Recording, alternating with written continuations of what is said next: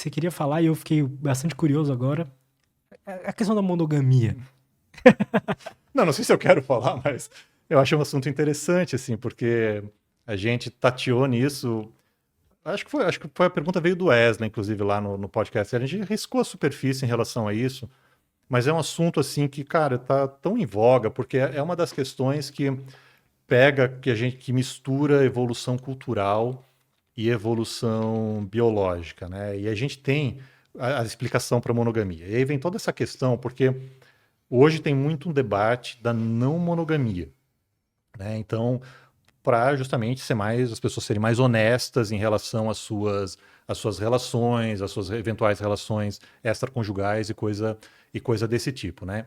Mas aí é legal a gente dar uma passada e ver o que biologicamente, o que é mais comuns nas sociedades humanas, até a gente chegar a entender por que a gente chegou na monogamia. Porque a monogamia hoje, por exemplo, num país como o Brasil, ela é uma coisa estruturante da Constituição, inclusive. Teve uma mulher que entrou no STF em 2019, amante, né, de um sujeito, pedindo os mesmos direitos da esposa, né? Num país monogâmico, ela não tem direito nenhum. Quem tem direito é a esposa, a herança e coisa desse tipo. Se o STF tivesse julgado procedente o caso dela, seria digamos assim, a legalização da poliginia, ou seja, ela teria o mesmo status, seria esse sujeito teria a esposa e a amante com exatamente o mesmo status jurídico, certo? E aí, mas o STF não concordou com a tese Mas dela. varia uma bagunça isso, eu acho. Não sei. Então, é muita calma nessa hora. Então, é aí que a gente tem que Tá. chegar. Por isso que esse assunto é tão interessante. Mas aí, então hoje, a monogamia é o estruturante mesmo aqui no Brasil. Não é assim no mundo inteiro, não. No mundo islâmico, por exemplo, um homem pode ter até 4 mulheres, se eu não me engano. Mas muito bem, vamos lá no início dessa coisa da evolução de Homo sapiens. Se a gente fizer uma leitura das sociedades humanas, a gente tem praticamente todas elas monogamia, mas algo em torno de 80, 85% delas a gente encontra a poliginia também, que é um homem com mais de uma mulher.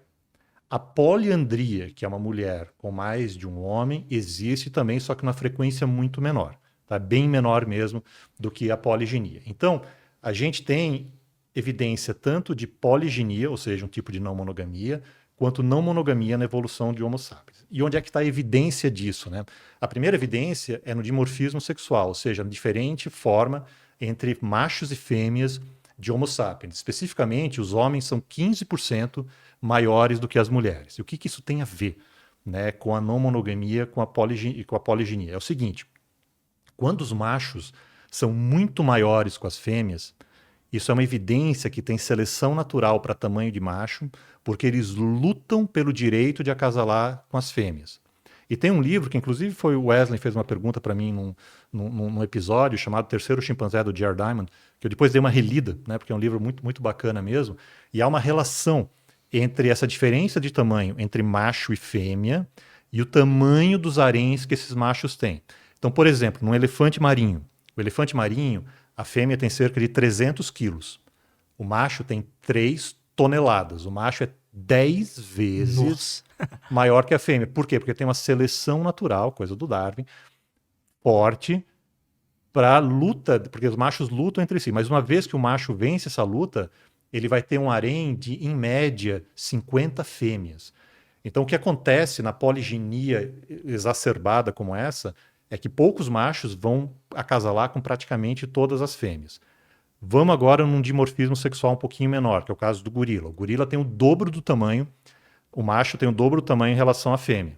Né? O gorila macho tem uns 200 quilos, se eu não me engano, a fêmea tem cerca de 100. Por quê? Porque tem luta entre os machos pelo direito de ter haréns de fêmeas. Só que o harém agora não é um harém de 50 fêmeas, é um harém de 3, 5, 6 fêmeas. Mas, de novo, há uma relação entre o tamanho do macho e a fêmea e o tamanho do harém. E para ser monogâmico mesmo, a evidência melhor do monogâmico é você ter um para um. É o macho do mesmo tamanho com a fêmea, só que não é o caso de Homo sapiens. Os machos de Homo sapiens são um pouquinho maiores que a fêmea, então é 1,15 para 1. Então ali a gente tem um pouco de evidência de que existe competição né, entre machos e que existe poligenia, digamos assim, natural mesmo, na nossa espécie. E, de fato, quando a gente vai ver sociedades tradicionais, a vasta maioria delas, mais de 80%, existia a poliginia. Existe, mas a poliginia não tem como só existir a poliginia, porque né, alguns na poliginia sempre vai ter uns machos que vão ficar sem fêmea nenhuma, e vão ter algumas que vão ter uma fêmea. Então, a monogamia e a poliginia, elas andam junto aqui em Homo sapiens. E aí tem uma outra evidência que é interessante, né? Porque aí vem outra pergunta.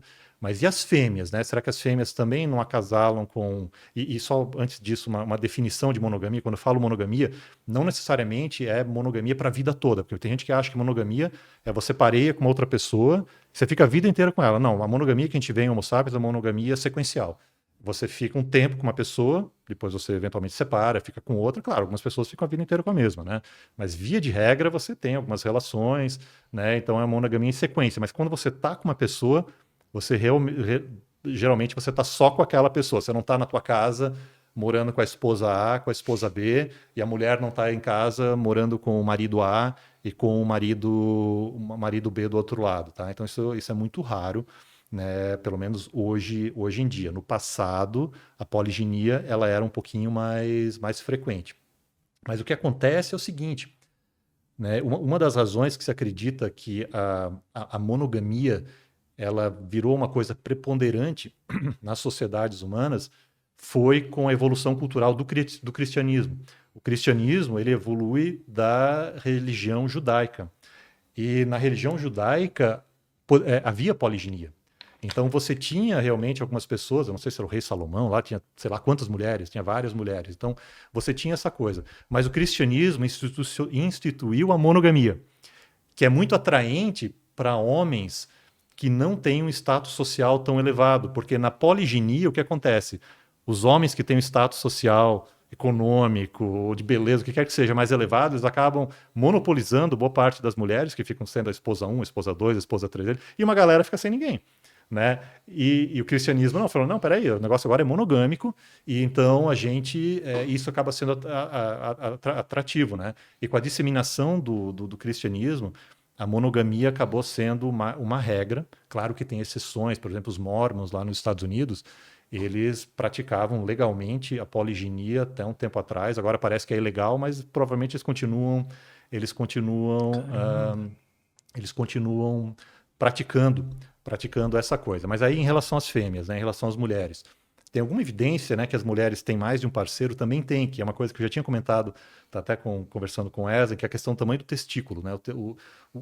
Se a gente comparar, por exemplo, o tamanho de testículo na nossa espécie, na espécie humana, com o de gorila, é mais ou menos do mesmo tamanho, tá? Não lembro qual que é, um pouquinho maior, um pouco menor, mas o que acontece é o seguinte, o gorila é muito maior que a gente. Então, a gente esperaria, né, que o testículo do gorila ou fosse muito maior ou que o nosso fosse menor. Ou seja, o nosso testículo é um pouquinho maior do que a gente esperaria que ele fosse. E qual é a explicação para isso? Né? Qual é a explicação? O que o tamanho de testículo tem a ver com a não monogamia? Tem a ver o seguinte. Agora vamos olhar da perspectiva das fêmeas. Tá? Até agora eu falei da perspectiva dos homens, dos machos. Da perspectiva da fêmea. Se uma fêmea faz sexo, tem relação com mais de um homem, o que acontece dentro dela, no mesmo período, o que acontece dentro dela pode acontecer a competição por esperma dentro dela. Ou seja, a competição entre os machos não termina fora, termina dentro do corpo dela. Então há uma seleção natural para produção maior de esperma quando fêmeas acasalam com mais de um macho. Qual é a melhor evidência que a gente tem isso? Chimpanzé. Chimpanzé, quando a fêmea de chimpanzé entra ovula com parte ali do cio dela, ela deixa isso muito claro, né, para os machos, e ela copula com vários machos. Né? E a competição por esperma ela é tão grande que um testículo do chimpanzé é muito maior que um testículo humano, embora o chimpanzé seja menor, tá? O testículo do chimpanzé acho que é 3 vezes ou 4 vezes maior do que o testículo em Homo sapiens. Produzem muito esperma porque realmente é uma seleção natural para que isso aconteça.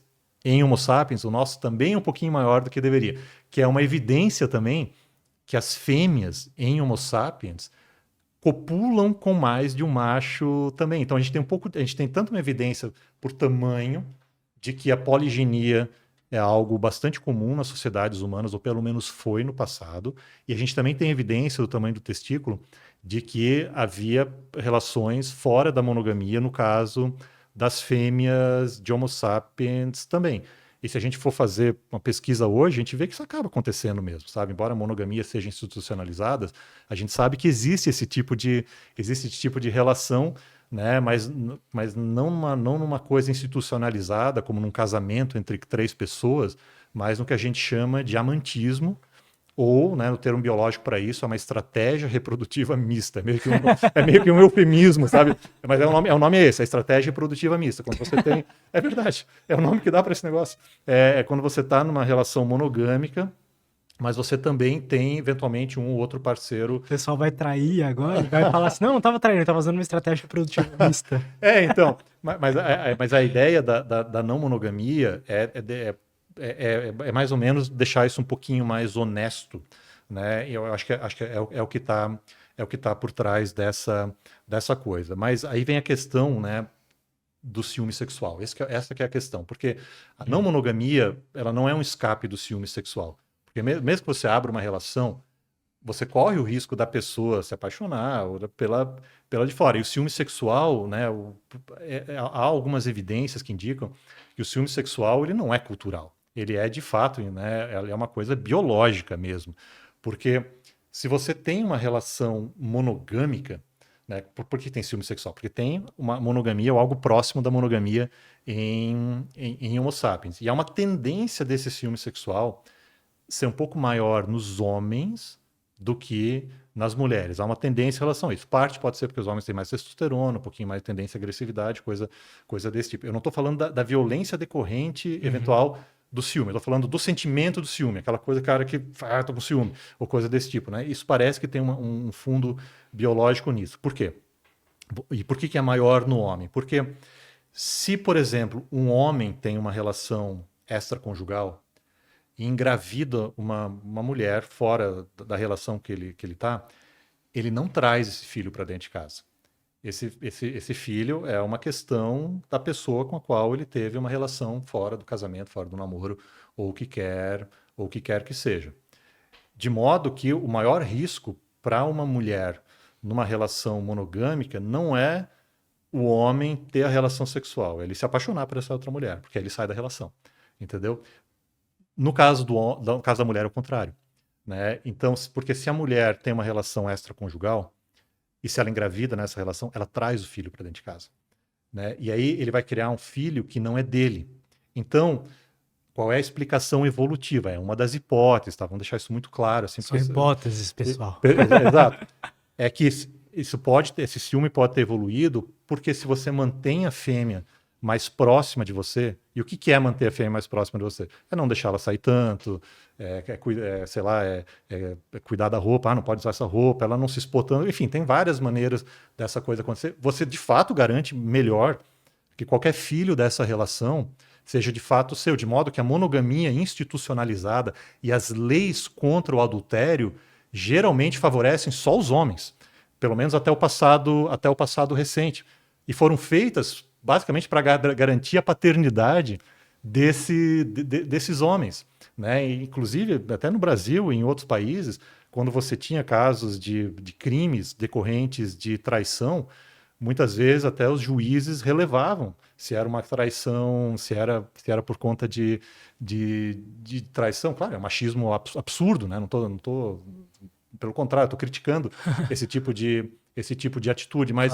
o que eu quero dizer é o seguinte, né, o que essa hipótese indica é que o ciúme sexual, né, que talvez seja um pouco mais exacerbado nos homens em relação às mulheres por esse motivo, ele é uma coisa também que é nossa mesmo, né, e que é uma coisa que a gente pode lidar culturalmente, mas é um sentimento que não vai desaparecer na não monogamia, tá? Então é uma única questão para pensar. Agora sim, eu acho legal realmente, né, que você possa ter nessa discussão não monogâmica, as pessoas serem um pouquinho mais honestas, né, em relação a isso. Mas, cara, corre todos os riscos, né? E aí, do ponto de vista legal, realmente é complicado, né? Você institucionalizar a não monogamia. Hoje não dá no Brasil, tá? Hoje, se a pessoa tiver... Por exemplo, vamos supor que você tem uma relação honesta. Você você tem 2 parceiros ou 2 parceiras, eu quero fazer um trisal, fechou? Então eu vou ter a esposa 1 e a esposa 2. Você vai ter que escolher uma delas para ser a sua, na lei mesmo. A outra vai ser uma extra. Agora vamos inverter os papéis, né? Vamos botar uma mulher que queira ter 2 maridos, por exemplo, certo? Ela não pode. Não dá para você ir na igreja. Na igreja não daria mesmo. Mas não dá para você ir na frente do. Porque a igreja tem monogamia. Pelo menos a igreja cristã tem monogamia institucionalizada, né? No mundo islâmico, não. Mas não dá para você chegar num juiz, ó, isso aqui vai ser o meu marido, que nem Dona Flor, seus 2 maridos, acho que é. Tem um filme antigo aí que tinha uma história. Então, mas não dá para você chegar, ó, esse aqui vai ser o meu marido A, esse aqui vai ser o meu marido B. Não tem. Legalmente a gente não consegue fazer isso no Brasil. E daria um pouco de confusão mesmo, sabe? Aí realmente a gente tem que pensar. Mas é uma ideia, assim, eu acho essa ideia da não monogamia interessante, mas de uma certa maneira ela já acontece, tá? Só que ela acontece de uma maneira velada, né? Ela acontece... Porque talvez justamente que a gente tem esses ciúmes, né? Exato. Em parte é em relação a isso, né? E pessoas, e aí assim, eu até conheço pessoas assim que abriram a relação e o ciúme está lá. Porque... Biológico. É provavelmente biológico, porque uma das pessoas, ela tá com uma terceira, mas às vezes a outra não tá junto ali. E ela fica, pô, mas o que está acontecendo ali? Então, assim, é difícil a gente lidar com esse sentimento, mas eu acho um debate interessante. Eu acho um debate interessante, assim, de acontecer. Mas independente, assim, né? O que eu acho bacana nessa história toda é que não deve haver mais violência, porque o que aconteceu, e aí sim é evolução cultural mesmo, porque, de novo, o ciúme possivelmente é um sentimento biológico, genético que a gente tem, tá? Que tem a ver com a monogamia. E por que a monogamia é importante? Porque em Homo sapiens o filho demanda muito cuidado, né? A gente cria os nossos filhos até a adolescência. Então, só a fêmea, só a mulher fazer isso é muito mais complicado do que ela ter um marido junto com ela ali. Então, esse par monogâmico, ele é bastante importante realmente para a nossa espécie, né? Porque a maioria dos animais, o homem simplesmente fertiliza, perdão, o macho simplesmente fertiliza e vai embora. É a fêmea que vai ficar no mamífero pelo menos, vai ficar gestando o bebê, o filhote nasce, mama um tempo e vai embora sozinho também. Só que no nosso caso, não. Fica 9 meses na barriga da mãe, e aí é legal ter mais alguém por perto ali para ajudar também. Depois, quando nasce, amamenta por um bom tempo também. Depois, bom tempo na infância, na adolescência. Então, tudo isso, né, digamos assim, o casal monogâmico, ele é importante. Eu acabei perdendo o fio da meada aqui agora. Não, cara, não. Perfeito. Mas em relação, assim, sim, eu queria falar, mas aí o que foi feito culturalmente para, né, os homens garantirem a paternidade? Todo tipo de absurdo com as mulheres, né? Proibir elas, né, usar cinto de castidade, e as punições, né? Então as punições são totalmente assimétricas, né? Ou eram, pelo menos. O homem trai, não acontece nada. A mulher trai, ela é punida exemplarmente. Tudo isso, e aí, claro, a gente pode chamar isso sem menor dúvida de machismo, em parte de misoginia mesmo, mas aí o ciúme está lá, mas é culturalmente como isso foi lidado de maneira brutal, né, com as mulheres. Isso, felizmente, está diminuindo a nossa sociedade.